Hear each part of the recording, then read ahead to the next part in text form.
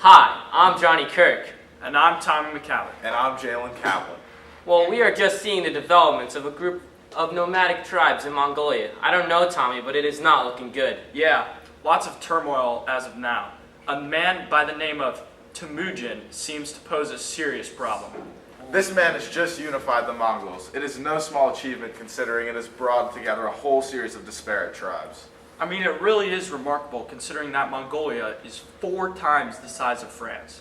Yeah, and once he had succeeded in bringing the Mongols together, just yesterday, in this year of 1206, a meeting of the so-called Kurultai, which is an assemblage of Mongol nobility, gave their new leader the title of Genghis Khan, or Genghis Khan, Khan of all between oceans. From this point on, Temujin, he will be the Khan of all within Mongolia and of the Mongols. Wow, truly remarkable. Well, we will keep you updated with any new developments of Genghis and the Mongols, because there is no doubt there is more to come. And again, I'm Tommy McCallum. And I'm Johnny Kirk. And I'm Jalen Kaplan. That is our broadcast for tonight. Thank you for being here, and we hope to see you back here tomorrow.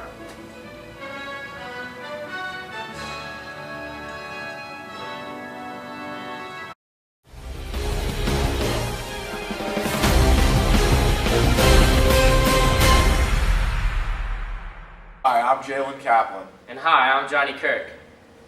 And I'm Tommy McCallum, and welcome back here tonight. We have new developments with the Mongols as they sweep across the world and just begin to move out of Samarkand, the capital of the Kharizm Empire. First, let's take a look at where Genghis Khan and the Mongols began their campaigns just a few years ago. In 1209, he easily captured Zia, the capital of Tangust, a Tibetan-speaking kingdom of 5 million on China's northwest frontier. Zia was made a Mongol, which gave them control of a key Silk Road oasis and the tax revenues it brought in. He then set his sights on the Jin. Although the campaign against the Jin dynasty continues, if you can remember, in 1214, the Mongols had surrounded Zhongdu and used catapults to bombard the city's walls. After the emperor tried to make a deal and then seemed to try to regroup his troops, Genghis laid siege to Zhongdu. Genghis then moved towards the Kurultai capital, which was a small rival Mongol state. The prince was captured and beheaded, and the Mongols annexed the kingdom. Genghis then sent merchants and an ambassador to the Khwarizm Shah, who were then killed. Genghis became very mad, and in 1219, a Mongol force of 110,000 was divided into columns for an assault on the cities of Bukhara and Uttar, where the Khwarizm Shah's army of 400,000 men were holed up. Although outnumbered, the Mongols captured the cities after a month-long siege. Genghis took everything from these cities and continues on his ruthless trek. Genghis did not stop, and just this year he set his sights on Samarkand, the capital of the Khwarizm Empire. And by the time the Mongols were finished yesterday, Samarkand's wall had been torn down, the aqueduct was in ruins, and an estimated 100,000 people were killed. The Khwarizmi Empire has now fallen to the Mongols, and the Mongols do not seem to be stopping anytime soon. That is it for our broadcast tonight, and we hope to see you back here tomorrow. I'm Johnny Kirk. I'm Tommy McCallum. And I'm Jalen Kaplan.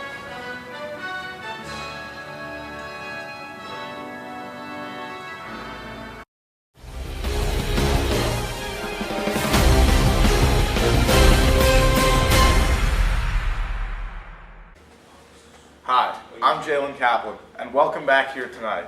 And on our new broadcast, Genghis Khan, now dead, the leader of the Mongol, has been killed.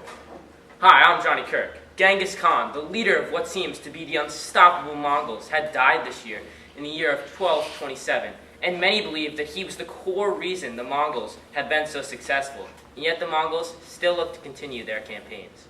Genghis died yesterday, which was just after the submission of the Shia. Genghis had made a lot of progress since our last broadcast on the Mongols back in 1220, when they sacked the Samarkand capital of what had been the Khwarizm Empire. From there, Genghis Khan headed south and spent 1221 and 1222 in the Hindu Kush in Afghanistan.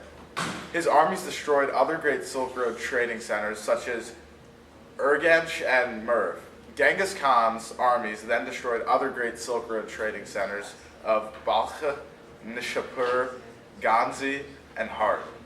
His generals, Subu'di and Hevi, circled the Caspian Sea in 1221 and through 1223 with 20,000 men and annihilated every army that got in their way. They then defeated two large armies in Georgia, crossed the Caucasus Mountains in the winter, and defeated an 80,000-man Russian army. After seizing all of the western Turkestan, he then returned to the kingdom of Shishia near Tibet to mete out Mongol justice to a king who refused to supply troops for the Mongol campaign. And then, just yesterday, Genghis Khan died in this year of 1227, which was soon after the submission of Shishia, and surely will leave a legacy that is remarkable. However, it is important to note what type of man Genghis was. He actually had held a principle for religious tolerance, ensured the creation of a written language. He even supported trade and crafts, which in turn meant support from the merchants and artisans in that business. Early on, he recognized the importance of trade and crafts for economic survival of the Mongols, and therefore he supported both trade and crafts. And finally, Genghis has left behind a legal code, the so-called Jasag, which consisted of a series of general moral injunctions and laws. However, this does not alleviate Genghis from his other faults. He said, "The greatest happiness is to vanquish your enemies, to chase them before you, to rob them of your wealth, to see those dear to them bathed in tears, to clasp to your bosom their wives and daughters." And with that, good night. And thank you for watching, and we hope to see you back tomorrow. I'm Tommy McCown. And I'm Jalen Kaplan. And I'm Johnny Kirk.